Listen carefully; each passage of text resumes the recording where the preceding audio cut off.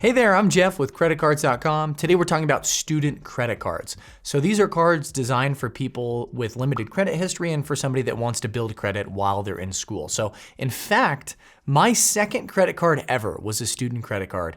My first credit card, I was an authorized user on my dad's gas credit card. I've said it in other videos, but I was having trouble qualifying for a regular credit card until I got a student credit card. So these are really similar to regular unsecured credit cards, only with typically fewer benefits. For example, with these cards, they usually don't have a sign-up bonus, but if they do, it'll be really modest. It's not a major reason to get one of these credit cards. We've seen companies offer Amazon Prime student memberships, or streaming credits or something else, but usually after you hit a certain spending threshold or you achieve some sort of goal with a credit card. But most of the time with student credit cards, if there's a sign-up bonus, it's not going to be something that you're signing up for the card for. It's just a nice perk of the card once you already have it. Also, student credit cards will usually come with some sort of reward system. It'll be on the lower end. It'll be 1.5% or 1% back on transactions. It's not going to be overly lucrative. These are not the cards where you're going to rack up tons of points and miles and cash back and go on some massive trip.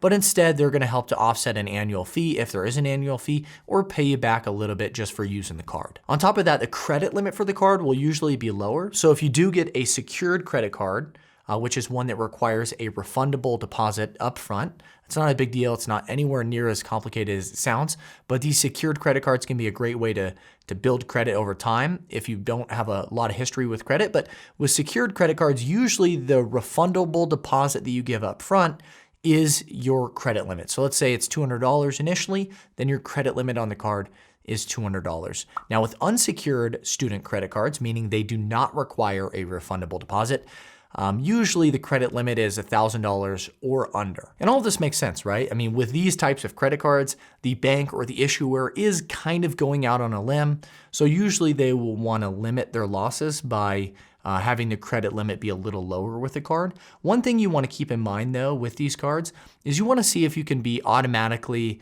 considered for a credit limit increase in the future, because there is something called credit utilization, which is a part of your FICO credit score. It's something really important. It's actually the second largest factor in your credit score. We have more information about this on our website. If you're watching on YouTube, I can link that in the video description. If you're on our website, you can search for it. But essentially, credit utilization is how much credit you're using divided by how much you have access to. So if you only have one credit card, it is the current balance on the card divided by your credit limit. And so you want that utilization number to be lower. So you want it to be below, say, 25 to 30%. And so obviously, the lower your credit limit, the easier it is to hit your credit limit. So over time, you want to be considered for a credit limit increase, because just mathematically, it can help to lower your utilization, thereby hopefully increasing your credit score. Now, another thing that's nice with student credit cards is usually the annual fee is $0. So they're not costing you anything to keep in your wallet year to year. So let's say several years down the road, you've been using your student credit card, you've built up credit, but now you've moved on to a more lucrative cashback credit card and you primarily use that, and your student credit card is kind of your secondary card. Well, it's not costing you anything to just keep it in your wallet year to year.